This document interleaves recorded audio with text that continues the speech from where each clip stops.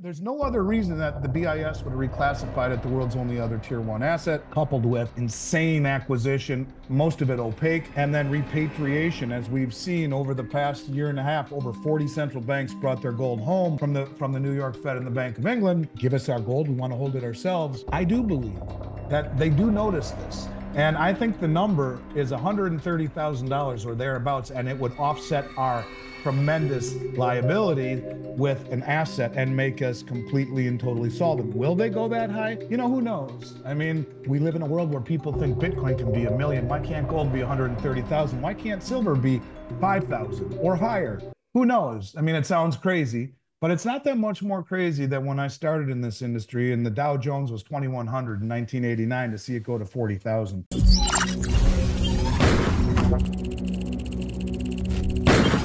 Connection established.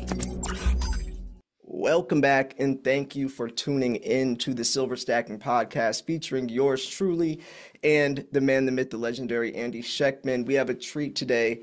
We have Shawn KhunKhun, which is the CEO of Dolly Varden, here with us as well. So we're gonna talk everything silver, anything we want to. We'll just kind of play off of each other. I think it's gonna be a really good conversation. So Shawn and Andy, is nice to have you back. Good to be here. Good to see you, Shawn. Yeah, likewise. I got a lot of respect for both these guys, and it's a pleasure to be with you guys and to see you. And I'm looking forward to this discussion. Likewise. Yeah, so first off, right now we see, gold and silver both doing extremely well. Silver did dip a little bit. But what do you see, just to kind of start off, what do you see silver doing through the rest of the month? I mean, we have the BRICS meeting, October 22nd, the BRICS summit. What do you see gold and silver doing around, all this chaos? You want to Andy, take that first, or should I? No, yeah, you take that. You take it, Andy.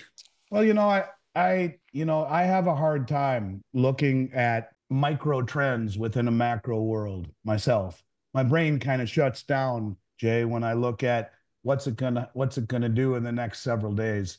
What I do see is an environment where we have amazing demand on a level above the retail level. You can take a look, for example, in the month of August, 8.1% of the entire float on the LBMA was delivered. We can see China, as we talked about last time, which was very eye-opening to me, flying around the world, in particular Latin America, and buying up the concentrate and the doré, paying a higher price than the West will pay to bring it home and refine it. We can see Russia being the first country that I can ever remember openly now say that their new budget draft includes plans to acquire silver. We've never seen that before. We see India buying 800 million ounces or thereabouts over the last 3 years. We see China going out covertly, quietly, buying up concentrate and doré. And most people don't even recognize or realize that they are, at least if they tell us what is true, the #2 largest producer of silver in the world. Maybe they're even #1. I'm sure they're not very open about how much they are really mining and producing. Why would they be?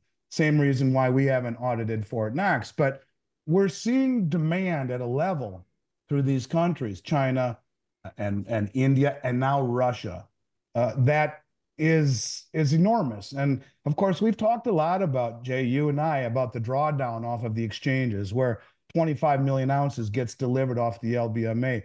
That's no small amount. Same thing has happened on COMEX. Same thing has happened off of the Shanghai Gold Exchange. These are not coincidental.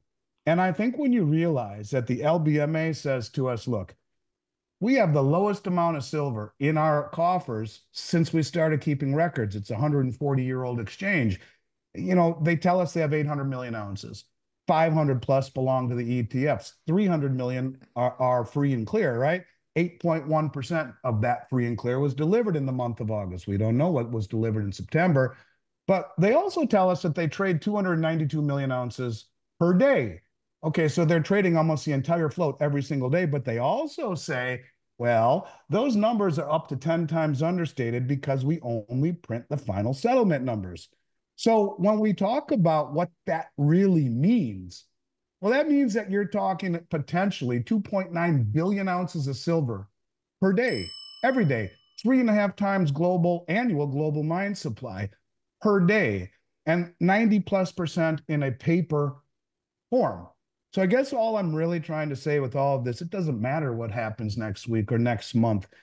I would argue from every single fundamental, supply, which is decreasing at a 7 or 8 to 1 mining ratio, used to be 16 to 1 for 5,000 years, and it's stupidly priced in the 80th, 85-ish to 1 range. Demand, where you're seeing a growing retail demand, you're seeing the ETFs start to pick up again, and now we're seeing some of the biggest sovereign banks on the planet stand for delivery and openly talk about it, not just opaquely accumulating it. All of these things put together should be the crumbs that lead you to the conclusion that it might be the most undervalued, underappreciated asset in the planet that should no longer be called an industrial metal, but a strategic one. And I don't say that just because you're the silver slayer and you're the CEO of a large silver mining company. I say it because I believe it in my soul. And I think that's something that people need to have a broader horizon and look past what's right in front of us and look more towards the ultimate where are we going with this? Where does it ultimately go? And that is of a silver market when it is set free from the ability to trade 3.5 times annual global mine supply per day. What does it really look like when supply and demand are really allowed to express themselves? And I would say ultimately it goes higher than anyone thinks possible. So, Shawn, you're really the expert as it pertains to silver more than I am. I talk about it, you pull it out of the ground. What do you think? Andy, that you are just such an encyclopedia. That was impressive. Appreciate that. So look, the way my head works is we are 3/4 completed in terms of the year. Here we are. We just finished the Q3, and I was taking some inventory and some stock in terms of where we were 12 months ago, where we were 9 months ago, and what's not lost on me is that silver has outperformed all traditional assets, stocks, bonds, commodities, and real estate.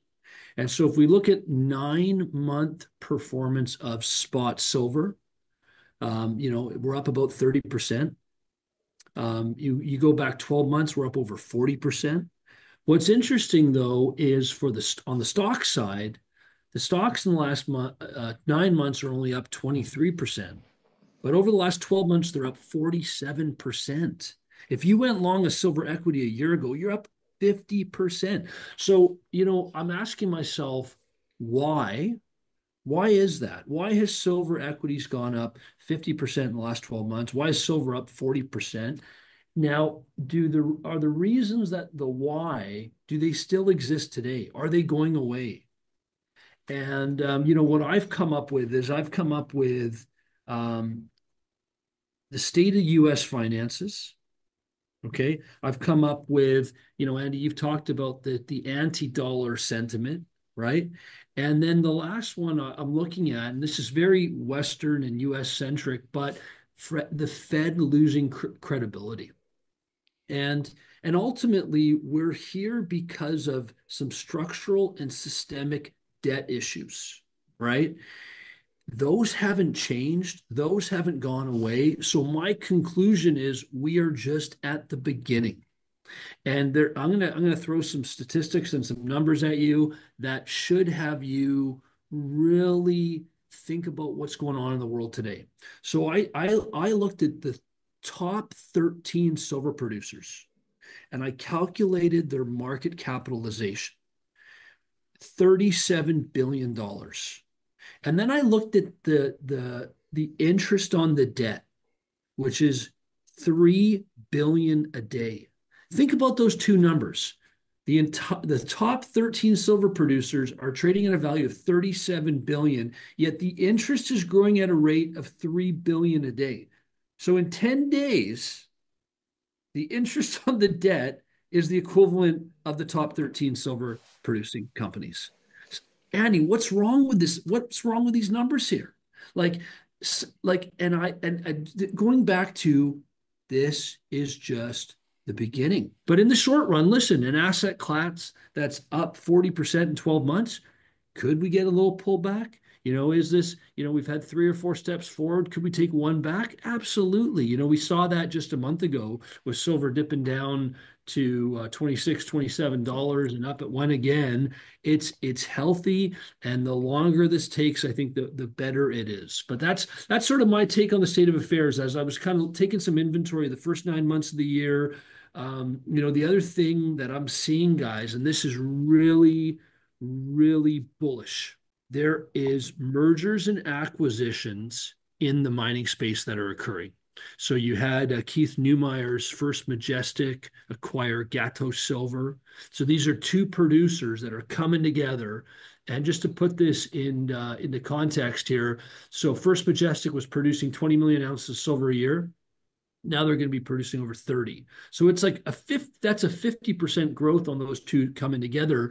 Now, just last week, Coeur, which is another big producer, just acquired Silvercrest. So what we're seeing on the mining company side, there's so few of these. There's only about a dozen companies that are really notable in the silver mining space. They're merging. They're coming together, and mergers and acquisitions are a sign that we're moving into a market that was once unprofitable. Silver was so depressed, there was no incentive to even go out and produce the stuff, develop projects, or try to look for it. We're getting to a point where it's starting to be profitable to be a silver miner. But no, so what I'm seeing is ultra productive and positive in terms of I'm looking, Andy, the way you described it is like we're like detectives. We're out looking at clues, and one of the big tells is the price performance of equities, M&A activity. These are all signs to me of things that I saw going into 2011. On that run, we went from $4 to $49, going back and studying what happened in the 70s when silver ran up to $50. And it was interesting. I was actually looking at the last time the Fed dropped interest rates by 50 basis points at a time that gold was at an all-time high. And I came up with 1974. That was the last time the Fed dropped rates by 50 basis points when gold was at an all-time high. And the Dow was down 50% from 1973 to that 1974 rate cut. The US was in one of the worst recessions since the Great Depression. So, Andy, what's the secret the Fed sees that's got them dropping rates by 50 basis points when gold is at an all-time high? What do they see? Yeah, and I don't know what gold was in 74. I'm going to guess it's probably under $80, which rallied by another tenfold over the next 6 years in that environment. And I think what the Fed sees is that the numbers that they put out are less than accurate, and they understand that. You look at the unemployment numbers as an example. Supposedly, we just added that 250 or 60,000 jobs. Yet what they don't tell you is that they added 785,000 government jobs, the largest month-over-month increase ever in government jobs. You look at the CPI, it should be called the CPI. You look at the information that they produced, the BLS, it should be called the BS, because even inflation, the numbers that they tell us are all completely and totally wrong. And to your point, why is it that we have not only gold at all-time highs, but we have the stock market at or near all-time highs, real estate at or near all-time highs, and we supposedly have this really robust, strong economy, yet they're dropping interest rates by 50 basis points and plan on doing it again here real soon. Now, one could argue maybe it's political in nature, the same way that they added all of these government jobs to juice the unemployment numbers and to no longer make it look like we're in a recession. Claudia Sahm, the economist, her Sahm rule, which has predicted 9 recessions in a row with perfect record, it would have been triggered had these numbers not come in the way that they did. It's painting the tape, if you will. So I think the reality of it is when you look at inflation and it continuing to roar, it really wasn't transitory. When you look at unemployment and look at the U6 numbers, the way that they used to be calculated through the 90s, unemployment isn't at 4.1%. It's actually much higher than that, maybe closer to 8%, which would be very bad. These are In other words, numbers that are meant to be political in nature, to paint a picture that isn't real, yet behind the scenes, by their actions, they're telling you, no, no, no, things really aren't that good. And if we have gold and silver at these levels now, what happens? And keep in mind, Shawn, and I'm sure no one knows better than you this, that if we look at the gain in the markets that we've seen in metals over the last 2 years, let's say, much more accurately seen in gold, but that's normal because gold usually leads the way, silver follows behind and then outperforms it down the road, which we can talk about. But if we look at that environment, we see positive real yield. If we believe the nonsense out of the BS, I mean the BLS, if we believe that those numbers that they tell us on inflation are real, we've seen a positive real yield where you could buy for the last 2 years a 6-month treasury earning over 5% and inflation at under that. So positive real yield, a strong dollar, and I'm sure something you're intimately familiar with, uh, outflows out of the ETFs, which have affected the mining share industry as well, as people have been focusing on Nvidia and Bitcoin and Apple stock and trying to get the quick hit. The instant gratification isn't fast enough. And yet we see a market that has reached all-time highs in gold. So the point is, in that environment where gold has really outshot expectations, what happens when you drop rates again? And I think, to your point, ultimately, you're going to see markets that express themselves in a way that people aren't accustomed to seeing. A market that gets hit, like we saw today, which will bounce right back, which we've seen great resiliency. We are seeing demand across the globe by the people in the know, the central banks, who I would argue are the most well-informed traders in the world. And their acquisition betrays the rhetoric that we're seeing. So, I guess to your point, I would argue that their actions say to us that things aren't as rosy as they want us to believe heading into a very large election. As a result, this value that we see not only in silver itself, but in the equities, which really have been, I would argue, have underperformed the metal themselves, which if you talk to guys like Rick Rule, he'll tell you the most money he ever made is in buying assets that are underloved, that are underappreciated, that have value. What sense does it make to buy an asset that's way higher and has been blown up through years of suppressed interest rates and easy money? What better asset in that environment to invest in than an asset which has underperformed its actual derivative, the metal, that has enormous upside potential with very little downside? We call that asymmetrical risk reward.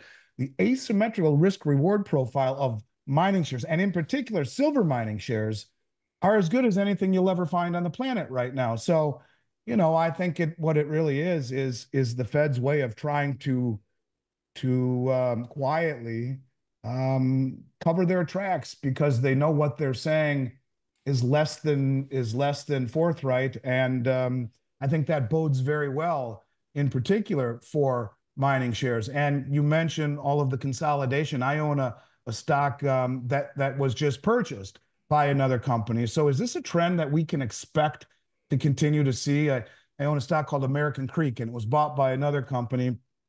And I do echo your thoughts that this is very bullish. Is this something that we're going to see more and more and more in the silver industry, where we already have very few companies, and they're going to be even less as the big ones start to come in and gobble up all the rest? And is that a bullish sign for the industry?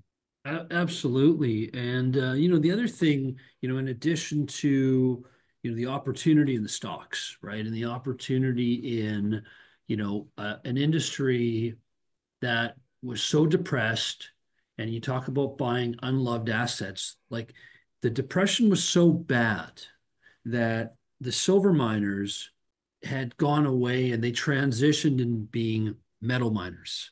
They became lead miners and zinc miners and gold miners. And that's why we're in a state of affairs today where only 28% of the world's silver that we get comes from primary mines, because there was no incentive to go out and focus. So think about this.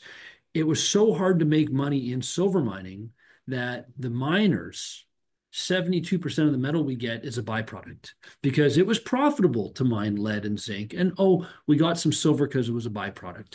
It was profitable to mine copper and, we got some silver as a byproduct. So we're now getting into a point where Gatos Silver was a pure silver mine. So First Majestic bought it. It was profitable. Silvercrest, pure silver mine. Coeur bought it, establishing themselves as a dominating silver entity.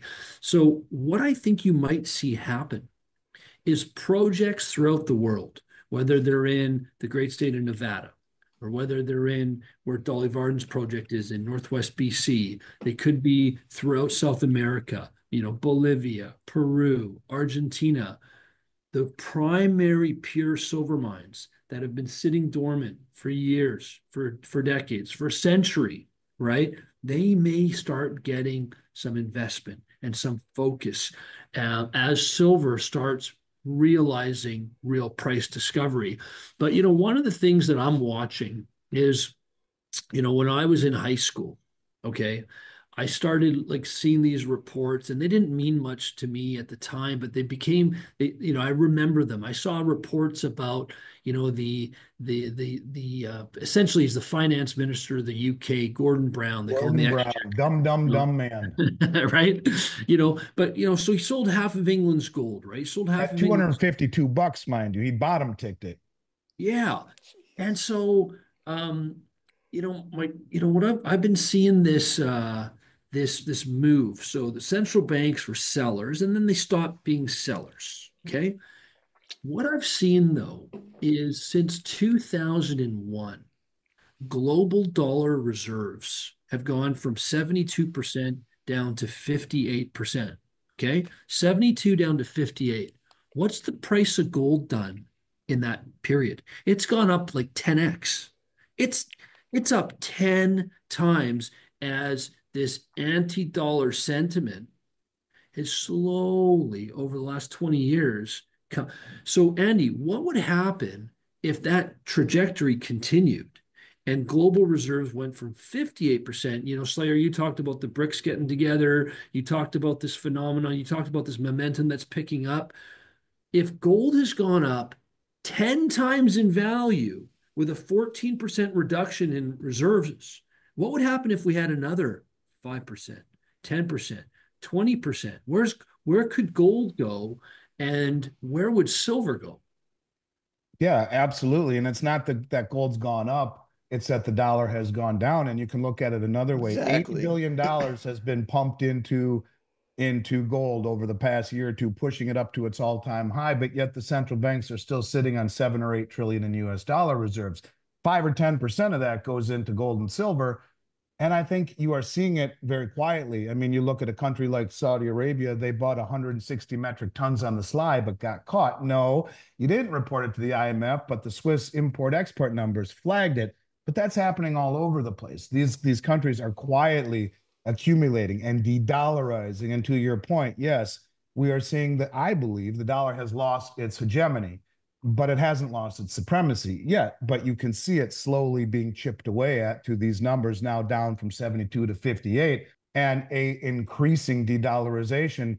We're creating, you mentioned the market cap of the top 13 silver mines at 38 billion or whatnot. I don't know how many seconds. So, hey, Siri, how many seconds are in a day? 86,400 seconds in a day in the United States is creating 100,000 a second in debt every second, every second, every second, every second. So when you talk about the money and the amount of debt creation that's out there, if you took the market capitalization of every mining share on the planet, it's probably less than that of Coca-Cola. And when you talk about how fast the money creation is accelerating and the debt is accelerating, anyone with half a brain and a whole big checkbook would be smart to just come in and gobble up whatever they could, because the mathematics of it, the de-dollarization, the shift away from a currency that is being completely and totally debased irresponsibly, disrespectfully. And this is the drive that is pushing other countries to find solutions or to de-dollarize, to accumulate commodities.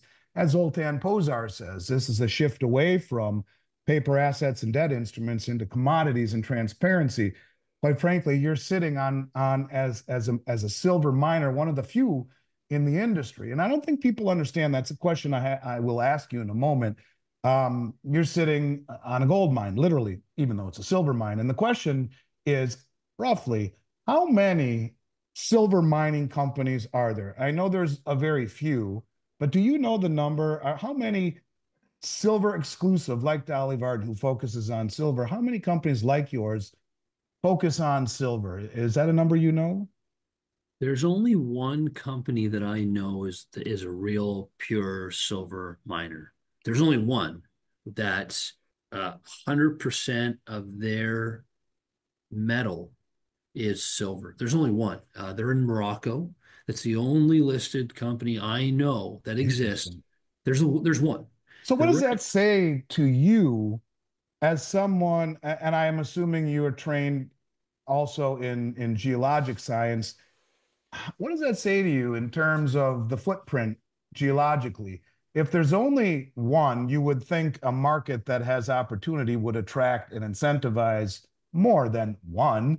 And I know Dolly Varden focuses on silver, and First Majestic and all these companies focus on silver. And you said something interesting that even the mining companies turn to byproduct mining. I always looked at it the other way. The byproduct companies mining other stuff stumble across some silver. Now you're saying, well, it's so hard to make money in silver. Some companies are actually turning to other things. That's interesting thought experiment. But what does that tell you in terms of opportunity for people to buy mining shares, the leverage that you get, and in an environment where there's one pure mining share company for silver on the planet, and then others who, like yours, who are predominantly silver, but for whatever reason also mine other things. What does that tell you about where this ultimately goes? You have kids in their lifetime when they're old enough to consider coming to work for as a geologist for Dolly Varden. Where's silver then? What does it look like? Are we still able to find it? Is it disappearing? And how fast is it disappearing? When you put it that way, I mean, when you put it that way, man, that there's one company in a world of numerous opportunities. I mean, give me a break. One, what does that say for opportunity? It seems to me like it might be the opportunity of a generation. What say you? I couldn't agree with you more. And you and I have had the luxury of a little bit more time on this planet than others, right? Like we've seen some cycles and we've had some experiences, and so what history has taught me and what my own experience has taught me is um, things are changing. And what I'm seeing right now is silver is such a unique metal in that not only is the industrial use growing, right? But so you've got, stimulus in China, you've got the world turning on to silver for EVs, you've got, all this bullish industrial case growing for silver, but at the same time, like the bulk of our conversation initially was on the state of U.S. finance. And that's where the investment or the monetary bid comes into the metal. There's a reason. Listen, I'm just a kid from just outside of Vancouver. I've been in the mining business for 20 years. I was really a gold miner for the first 15 of those years. Why I turned to silver is what I started seeing was there was no product. Mm. Okay. It's next to impossible. Most people don't get into the silver mining business because it's too hard. It is just too hard. It is too rare. It is, and so you have to, and again, with the price being as low as it is, there's no incentive to do it.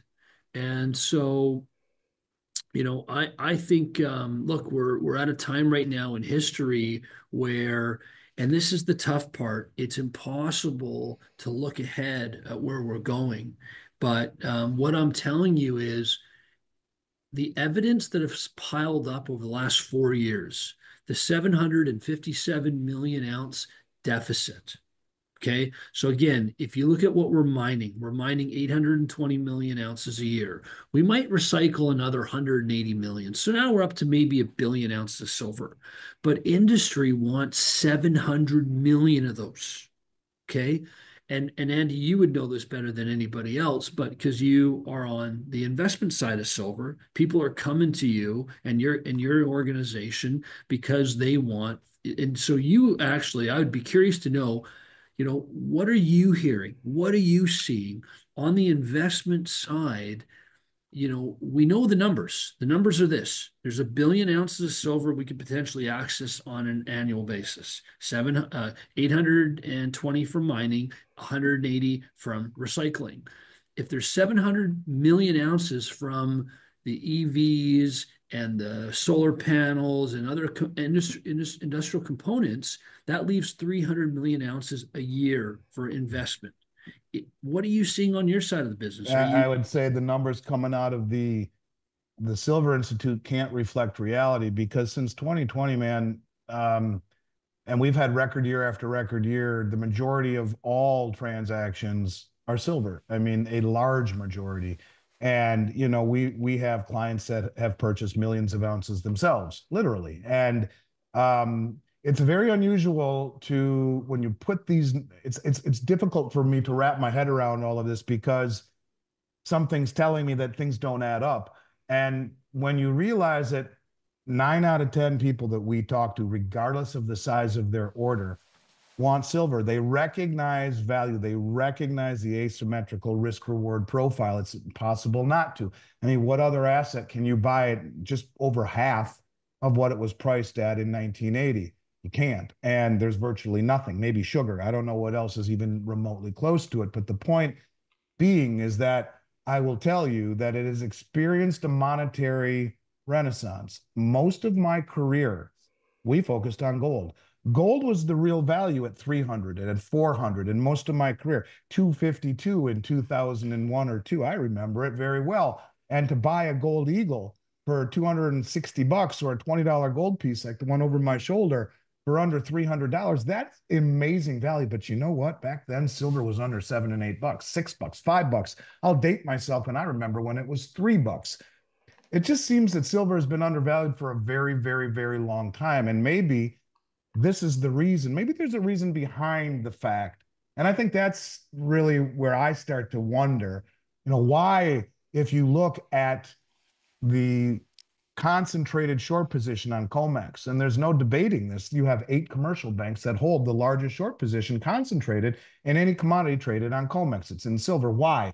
Why are Western commercial banks standing on the price? For what reason? Is it simply to make a profit? But why is it all concentrated mostly in silver to the largest degree of any commodity traded? Why are they trading 3.5 times annual global mine supply on the LBMA, most of it 90+% in paper? This distortion that is created, in my opinion, the opportunity of a lifetime so has to and have a reason behind it. so Andy, when I first started in the gold mining business 20 years ago, and I mentioned Gordon Brown selling all of England's gold. We sold all our gold in Canada, and I'm seeing all these central banks hammering out gold, and gold's a barbarous relic, and it's just. And I remember somebody quietly whispered in my ear, Shawn, the manipulation is to the upside. And I couldn't understand that. And I wonder if the US at Fort Knox is sitting on, what is it, like 8,000 tons? 8,300 tons, yeah. 8,300 tons. So if they truly are, if the manipulation is to the upside, and if you had a gold price that was dramatically higher than it was when Brown sold it at 200, we've already seen a 10x move in the price of gold since that low. And some have said that if the price got up to, say, 50,000, that would actually put the US in a position where it would solve this issue of the default or the debasement that's coming. Like, is the manipulation to the upside? Is somebody out there accumulating? Like, I'm seeing numbers coming out of India in Q1 of the Indian consumer. And again, when I look at the world, and I think of the East, and I think of, India and China. You mentioned Putin bringing in silver into his precious metal strategy. So it's not just gold and platinum and palladium. He's now, for the first time ever, silver's in the budget. And I actually think that is a page 23 headline that's going to start making its way to page one. And it reminds me when gold went tier one in 2019.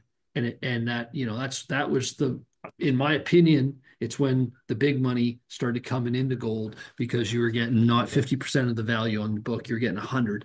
So my question is the manipulation to the upside? Is someone out there accumulating silver? And is it going to get repriced? Is it going to get revalued? And the thing you mentioned, like when I think of my kids and how are they going to do things in the future, the one thing I tell my kids is there was a time in the world where aluminum was the most valuable material on planet Earth. Things change, and we've gotten used to silver being depressed for our lifetime, right? But it wasn't always. And are we going to get back into a future where there is true price discovery? Well, you raised some amazing points. First and foremost, I thank you for saying that because you're singing my book. You just threw me a softball and try to swing as hard as I can at it. And that is that, yeah, I mean, no question, India, China, Russia, they realize that we've been suppressing it and they're standing for delivery. No one ever did that before. They are accumulating it. But you have to wonder, what about the US? And for during the pandemic, silver eagles were as rare as hen's teeth. And when you could get them, they were priced at levels that were absolutely astronomical.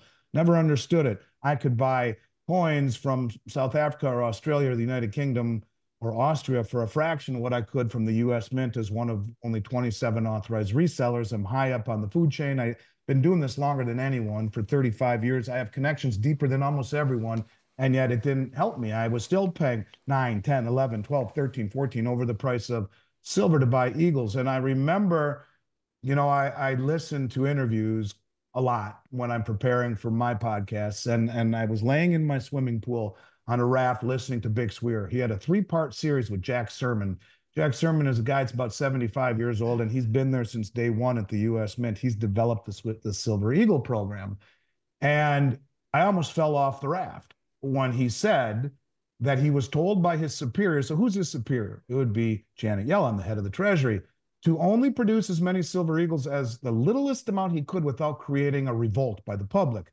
He said this, the guy that runs the Silver Eagle program at the Mint. He was pissed off. He's been there since day one. He was angry that this was happening. And then he went on to say, look, and I'm bear in mind when the Mint was founded in 1986, the charter that was written into law says we must produce as many silver eagles as is demanded by the public. Well, Janet just said produce as few as you possibly can without creating them, coming with pitchforks and knives at the front door. So, and then he says, and I used to be on the other side of the table. I wasn't a primary distributor. I worked for one of the big houses, and I know how they operate. And he said they came to me at the second half of the year. This would have been 2022, I think. And he said, well, they asked us for 36 more million. We gave them 12. So why? Why would the U.S. Mint, and what is basically the only profitable part of the U.S. government, the Mint, why would they ration the amount of silver? Are they accumulating it? Do they realize that this is a problem? But one other thing that you said, I've talked a lot about lately, and that is revaluing. Over my shoulder, Roosevelt did that in 33, confiscated gold, and then he revalued it by 40% by devaluing the dollar. The head of the Dutch National Bank has said the exact same thing for quite some time. He says, and ironically, you know something, man? Gold is held on every central bank balance sheet in an account ironically called the gold revaluation account. That's the name of it. Ironically, you can't make it up. He says we got all this money, about 20 billion euro in gold valued at $35 an ounce. For whatever reason, the gold in Europe is still valued at the Bretton Woods price of $35 an ounce all throughout Europe on their balance sheet. In the US, it's 42.22. They must have valued it somewhere around 73 or 4, whatever year they did it, 42.22. So he said we should revalue the gold on our balance sheet to offset our liabilities. And to your point, it's not just the Dutch National Bank. It's not just history with Roosevelt. Cynthia Loomis, the senator from Wyoming, just said the same thing.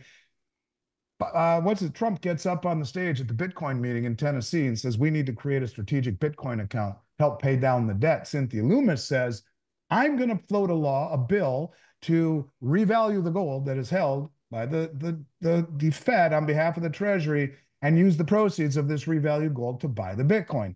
So I guess what I'm simply saying is, yes, I think gold will be revalued, and gold is tier one, and they're all accumulating at the central banks. I think they all understand this. And if you look at a historical connection between gold and silver, which is not tier one silver, but strategic, not industrial, look at how these countries are copiously accumulating it. It's needed. And if you realize that there is a 90% correlation in movement since the beginning of time between the two, I don't care how high gold goes, and I think it will go higher than anyone thinks possible, and quite likely through a revaluation, whether it be by the West and the IMF or the BRICS and the BRICS New Development Bank. It's going to happen. I do believe that. But there's no other reason that the BIS would have reclassified it the world's only other tier one asset, coupled with insane acquisition, most of it opaque, and then repatriation, as we've seen over the past year and a half. Over 40 central banks brought their gold home from the New York Fed and the Bank of England. Give us our gold. We want to hold it ourselves. I do believe that they do notice this. And I think the number is $130,000 or thereabouts, and it would offset our tremendous liability with an asset and make us completely and totally solvent. Will they go that high? Who knows? I mean, we live in a world where people think Bitcoin can be $1 million. Why can't gold be 130,000? Why can't silver be 5,000 or higher? Who knows? I mean, it sounds crazy, but it's not that much more crazy than when I started in this industry and the Dow Jones was 2,100 in 1989 to see it go to 40,000. The first guy that I listened to at a conference in Las Vegas, I was 20 years old, and I was there with my dad, and I'll never forget, the guy was booed off the stage and laughed and swearing at him when he said the Dow would go to 10,000. The one thing I have learned, Shawn and Jay, and that is that over 35 years of business in finance, there's one absolute and only one that I can tell you unequivocally. Bull markets go higher than anyone ever thinks possible. And back then, the Japanese Nikkei was nearly 40,000. They owned Rockefeller Center, Pebble Beach. They made anything with a motherboard or an engine way better than we did. And here we are, 35 years later. It touched where it was back then for a second. It's still below where it was. It's lost at 1.75% of its value. Bear markets fall further than anyone ever thinks possible, and it's taken an entire generation just to even get close to where it was in 1989. And I would tell you, I do believe in a world of diminishing choices and a more stark reality to the indiscretions of brain dead monetary policy and irresponsible fiscal policy, that they notice we can inflate, we can default.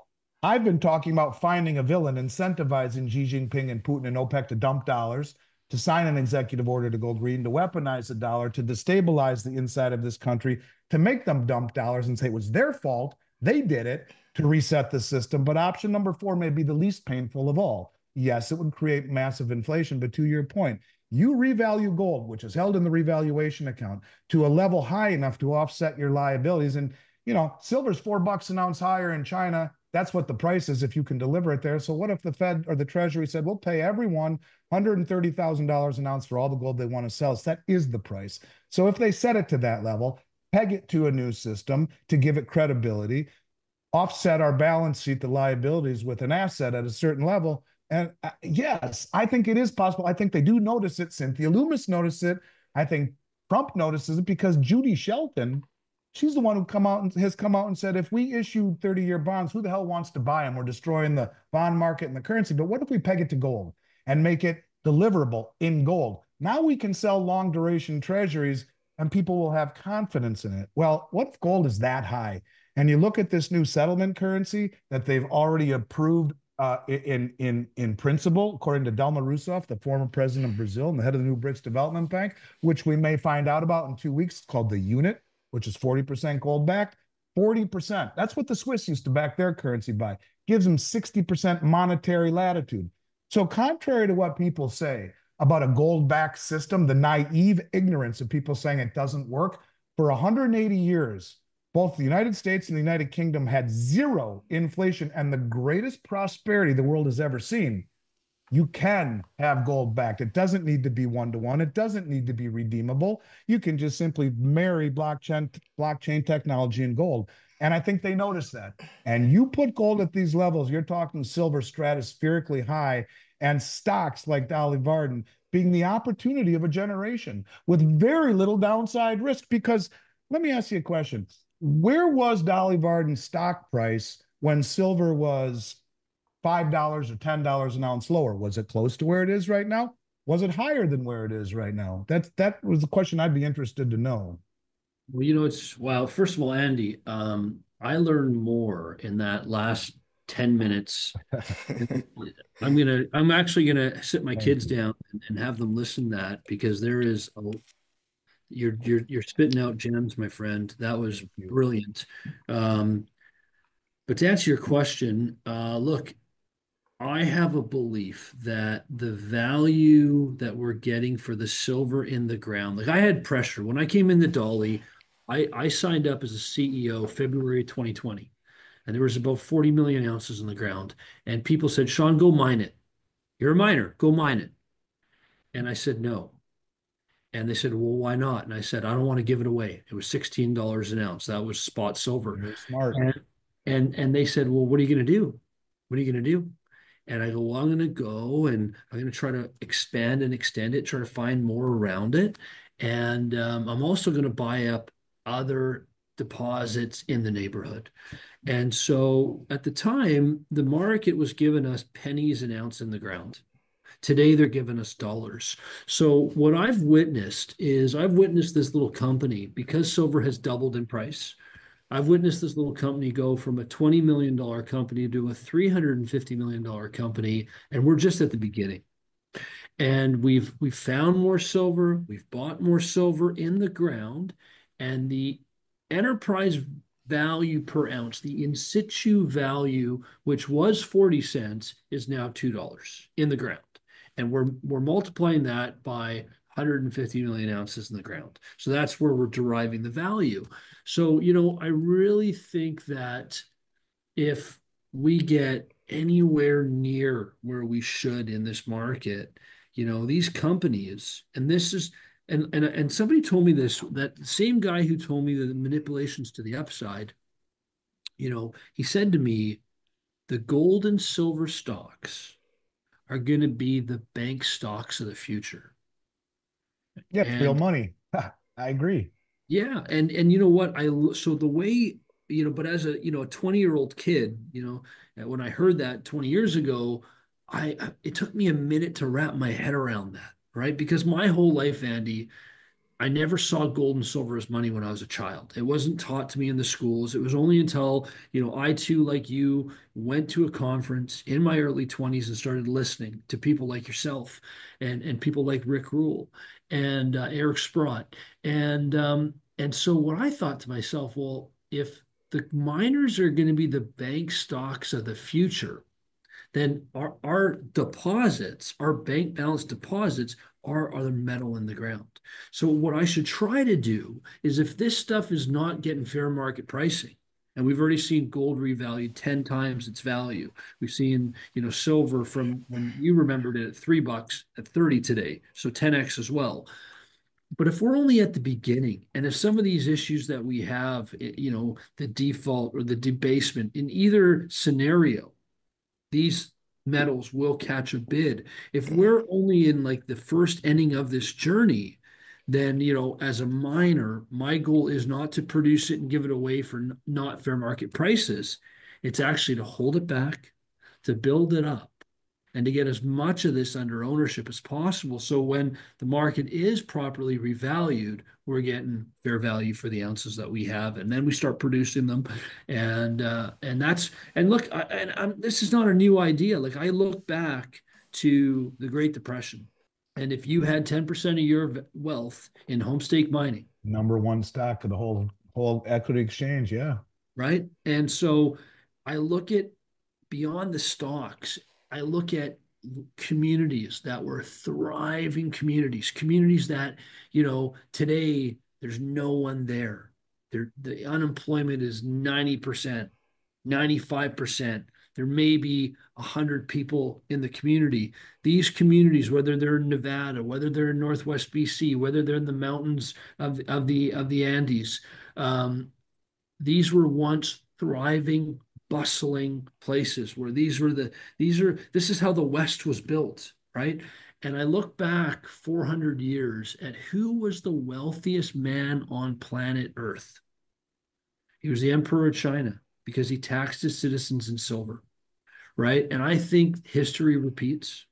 And I Right. think that we're moving back to a time where gold and silver are going to be restored as money. And when that happens, you know, it's my goal, and I've already seen it, whether it's preserving purchasing power, being a hedge against inflation. I've already seen it. It's protected me already in my lifetime, and it's done it for years, centuries. So look, I just think that, like, I'm just glad that someone opened my eyes up to what's really going on. And I'm glad that I can look beyond to what's happening today, what's, in the headlines today. And I thank you for really laying out that case in a way that I can understand it. And so thank you. And I look forward to seeing you in a couple of weeks. I look forward to it too, man. And I think all your shareholders owe you a debt of gratitude for having common sense and good business sense in the face of everyone telling you to go mine it. You realized there was an opportunity, and that's why you are the CEO. And I'm sure that that speaks a lot to the future proposition of owning Dolly Varden stock. You make me want to go out and buy some more right now. I do own it, and I guess it's fair to say that I do own some of it. I might go buy some more, and because it's good leadership and it's common sense that, as far as I'm concerned, that matters to me more than anything. And I'm sorry, Jay, that I've monopolized this conversation with Shawn. It's okay. Every time I see him, we get into these deep conversations. I kidnapped him in Boca, and I held him for about an hour and had a very eye-opening experience then as well. You're a wealth of knowledge too, man, and I look forward to seeing you in person. And again, picking up where we left off, I wish you and everyone else the best. I am in Florida right now. I just want to take this opportunity, since we're recording this on Wednesday.